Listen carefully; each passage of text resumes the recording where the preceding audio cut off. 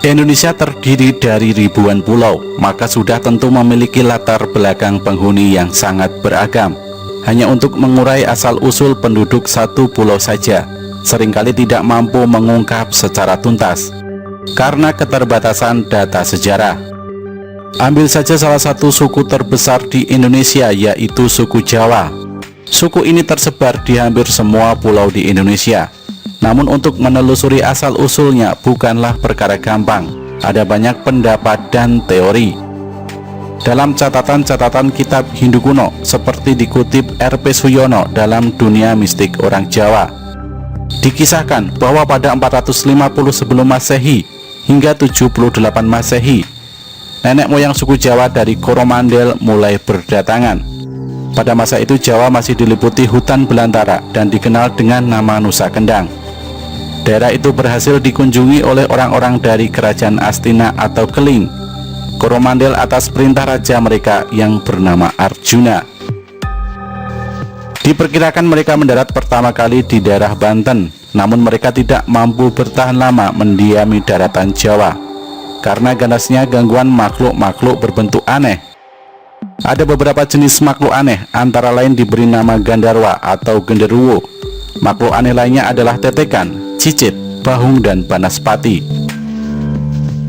Selain serbuan makhluk aneh itu, mereka juga dimangsa oleh binatang-binatang buas lainnya. Akibatnya banyak di antara mereka tewas, dan yang selamat memutuskan kembali ke negeri asalnya.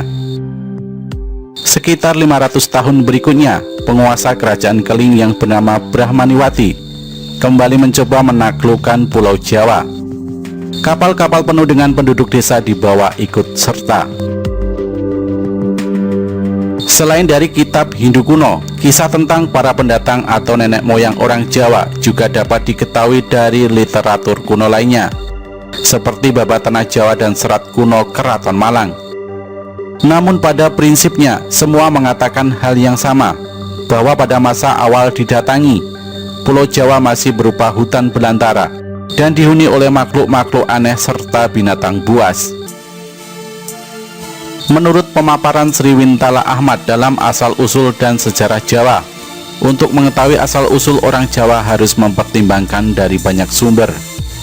Sumber-sumber itu antara lain hasil kajian para arkeolog, penelitian para sejarawan, literatur kuno tentang Jawa seperti Babat Tanah Jawa, Serat Kuno Keraton Malang, surat-surat kuno dari India, Cina, bahkan boleh juga menengok catatan kuno suku Maya tentang bangsa Atlantis dan Lemuria.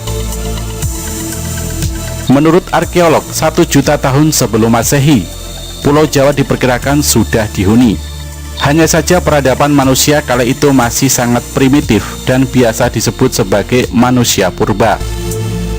Penemuan-penemuan fosil manusia purba di lembah Bengawan Solo oleh von Koenigswald, Eugene Du Bois, dan arkeolog lain membuktikan bahwa DNA manusia purba seperti Pithecanthropus erectus dan Homo sapiens memiliki struktur DNA yang mirip dengan DNA orang Jawa di zaman sekarang. Manusia purba berjenis Homo erectus di Dusun Trinil Kawu, Kedunggalar, Ngawi, Jawa Timur oleh Eugene Du Bois memperkuat teori itu. Padahal mereka diperkirakan hidup pada 700.000 tahun sebelum Masehi. Hanya saja jenis manusia purba ini bisa dikatakan masih menyerupai kera berjalan tegak. Artinya peradabannya masih sangat jauh dengan manusia modern. Pertanyaannya, apakah mereka kemudian berevolusi dan menjadi manusia modern? Apakah mereka kemudian punah? Atau mereka inilah yang disebut makhluk aneh tak kalah nenek moyang dari Coromandel datang ke Jawa Barat? Sebagian arkeolog berpendapat bahwa mayoritas manusia purba ini mengalami kepunahan ketika Gunung Lawu Purba, Gunung Kelut Purba, Gunung Krakatau Purba, dan gunung berapi purba lainnya di Pulau Jawa meletus.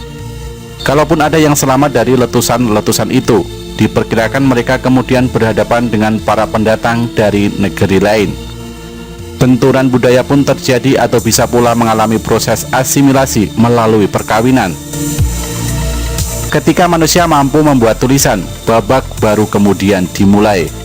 Dari catatan-catatan berupa aksara kuno itulah, para sejarawan mulai mampu merangkai kisah masa lampau yang mendekati kebenaran. Hanya saja di era ini, Pulau Jawa sudah dihuni oleh beragam manusia baik dari penghuni yang lebih lama maupun para pendatang.